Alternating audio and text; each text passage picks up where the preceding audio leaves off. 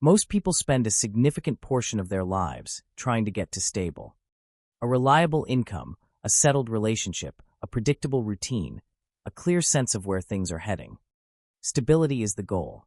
It's what hard work is supposed to produce. And then there are people who get there and feel worse. Not because something went wrong, not because they're ungrateful or self-sabotaging, but because something in them registers a life that has become too settled, too predictable, too resolved as a problem rather than an achievement. And that reaction, which most people around them don't understand, is worth examining closely, because it isn't irrational. It's psychological.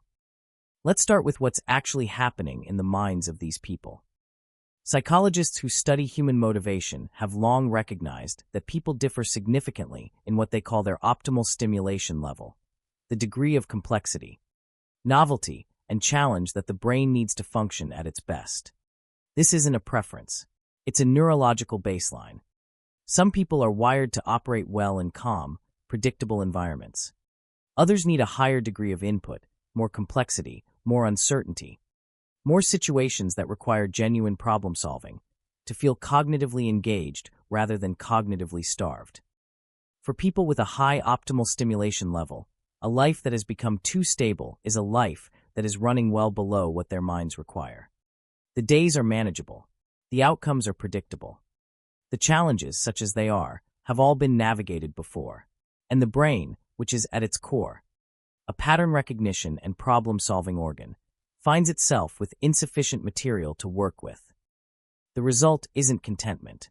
It's a creeping form of understimulation that's difficult to name but easy to feel.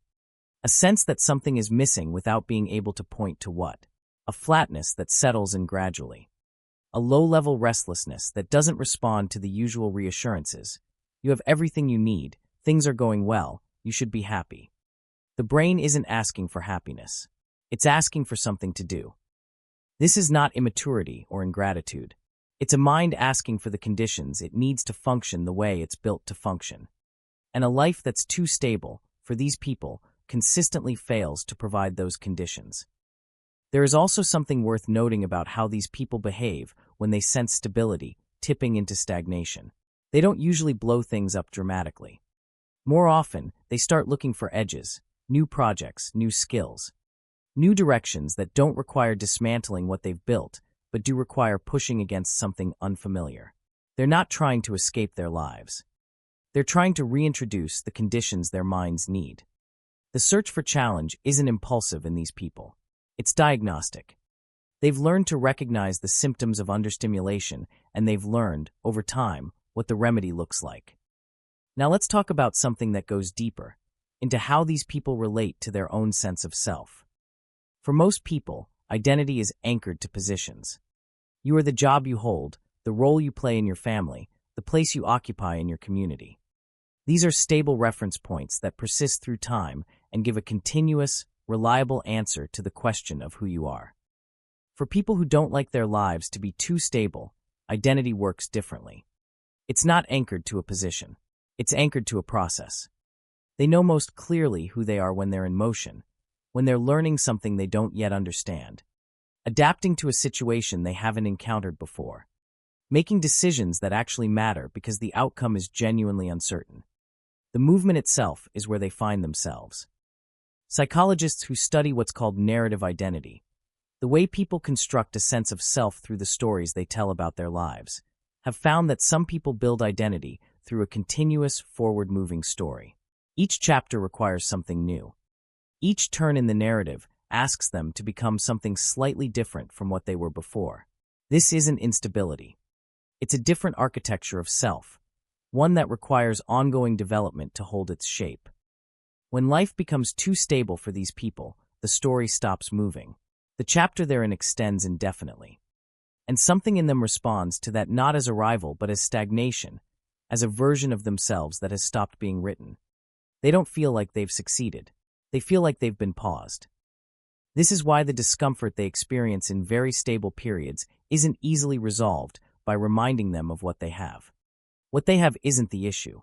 What they need isn't more. It's movement. Forward motion in a story that they can feel developing. The third piece of this is perhaps the most existentially precise, and the one that explains why.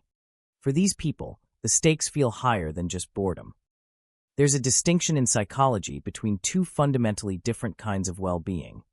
Hedonic well-being is the well-being of comfort and pleasure, the absence of pain, the presence of ease, the satisfaction of having what you need. Eudaimonic well-being is something different.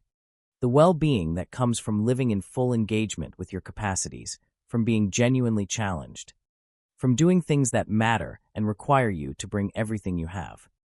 Research consistently shows that these two kinds of well-being are not the same thing and don't always move together. A life can be very comfortable, very hedonic, while feeling deeply hollow. And the people who don't like their lives to be too stable are almost always people whose well-being is primarily eudaimonic. Comfort alone doesn't register as good enough. They need the engagement, the genuine challenge, the sense that they are being used fully by the circumstances they're in. The psychologist Rollo May wrote about what he called the anxiety of nothingness. Not the anxiety of something bad happening, but the anxiety of nothing happening. The fear, at some level, of a life that has stopped asking anything of you. That formulation describes precisely what these people experience when stability goes too far. It isn't the chaos they want. It isn't difficulty for its own sake.